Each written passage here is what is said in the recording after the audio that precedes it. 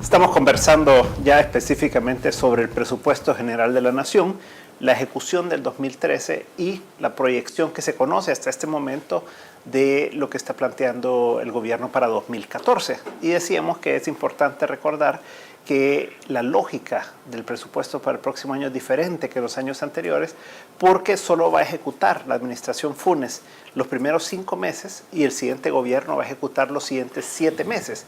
Y además, entrando el gobierno nuevo, va a tener que estar ya planteando su presupuesto para 2015 también. Entonces es toda una dinámica presupuestaria ahí que cambia un poco.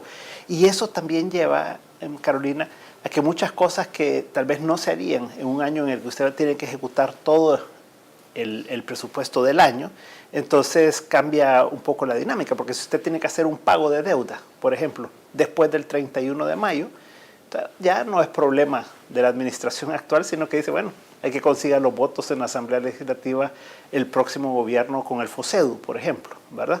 Pero Roberto nos dejaba, le dejo planteado eso, pero además Roberto nos decía que esta es una tradición que ya ha existido de sobreestimar ingresos y de subestimar gastos para poder equilibrar, no tener que ir a pedirle a 56 diputados la aprobación de préstamos nuevos y que después en el camino lo van resolviendo y solo presentan equilibrado.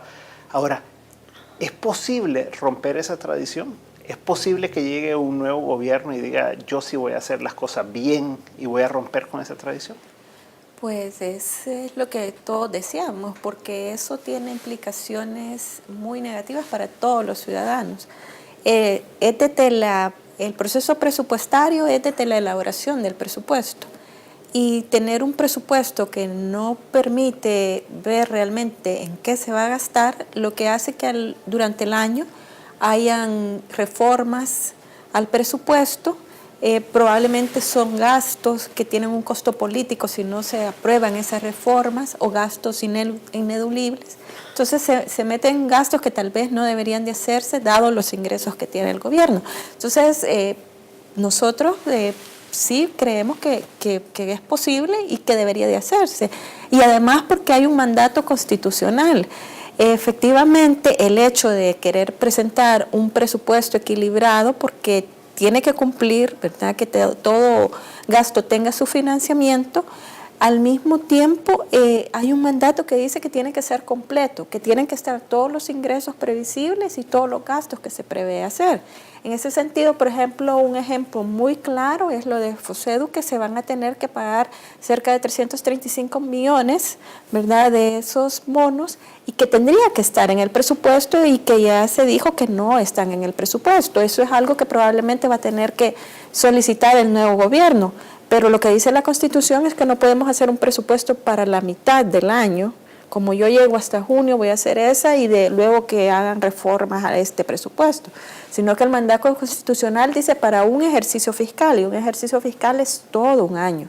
Además dice que tienen que estar todos los ingresos que el gobierno prevé, ¿verdad?, y que también todos los gastos previsibles. Entonces, en ese sentido, vemos que no se está cumpliendo ese mandato constitucional. Y también hay principios, la ley AFI habla de principios que deben de cumplir los presupuestos, habla de la universalidad, que tiene que ver precisamente con que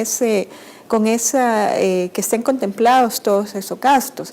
Entonces, aunque los gobiernos lo han hecho reiteradamente, eso va en contra de ese artículo 227 y de artículos de la ley AFI.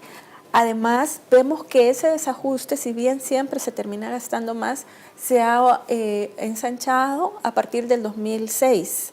Y cuando nosotros vemos aquellos rubros de gastos que han aumentado más, vemos que uno son las transferencias. En ella, en parte, están esos subsidios, sobre todo los no focalizados, que cada año representan más de 180 millones que van a las familias en los quintiles de más altos ingresos. Entonces, ese gasto ha tenido un crecimiento bien importante y eso ha presionado más, obviamente, porque es un gasto que no tiene financiamiento y que no es sostenible.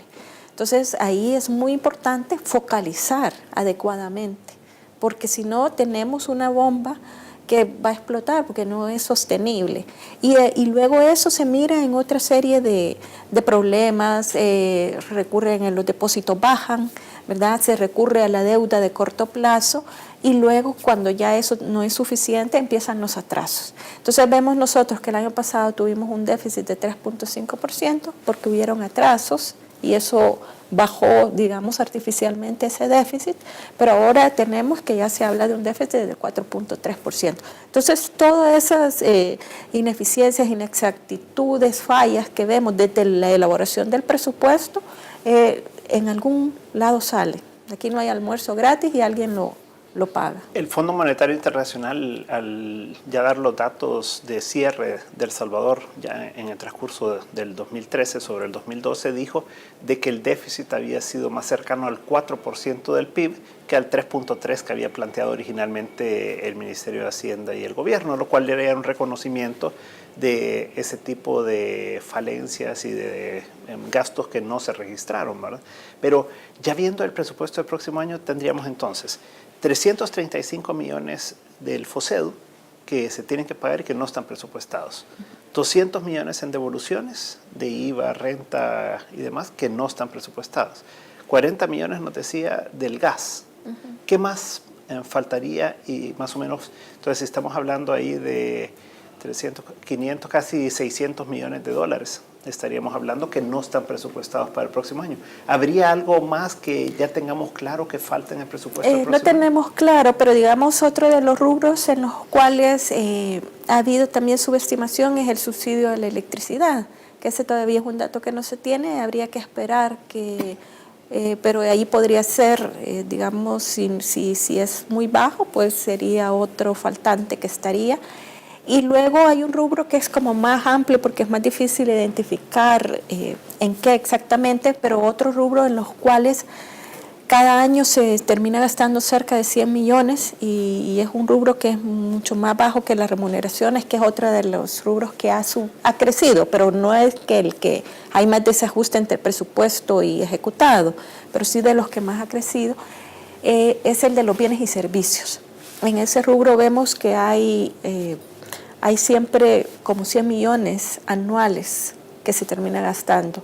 Entonces, si venimos con pagos atrasados, probablemente haya una presión por ese lado, pero todavía con las cifras que tenemos no podemos decir. Y hay ciertos presupuestos de Casa Presidencial y otros que están mostrando también una baja y que después se hacen refuerzos presupuestarios, ¿no? El Ministerio de Economía, la Presidencia, el Ministerio de Obras Públicas presentan una reducción y de igual manera se presentó el año pasado, que miraban una reducción. Sin embargo, con los 800 millones que se le autorizó al gobierno, muchos de los refuerzos, una parte de los refuerzos que fue para gasto corriente, que se reorientaron esos fondos, hicieron que más o menos la Presidencia, el Ministerio de Economía y el Ministerio de Obras Públicas llegaran a un nivel más o menos similar al que tenían el año anterior. Y recordemos que el subsidio al gas se hace a través del Ministerio de Economía, el subsidio de transporte a través del Ministerio de Obras Públicas y luego que tenemos varios programas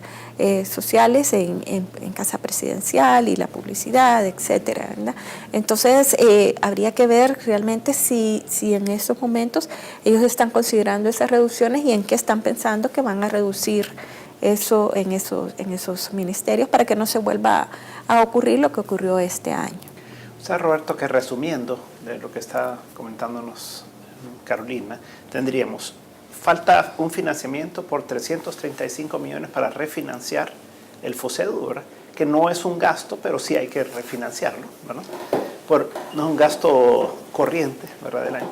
Por el otro lado tenemos más o menos, podría ser alrededor de 300 millones de gastos por lo menos, que no están siendo reflejados, y alguna parte de los ingresos de esos 300 y tantos millones adicionales probablemente no van a llegar también si no crece más la economía. ¿Cómo resumirías tú y cómo verías entonces la proyección para 2014?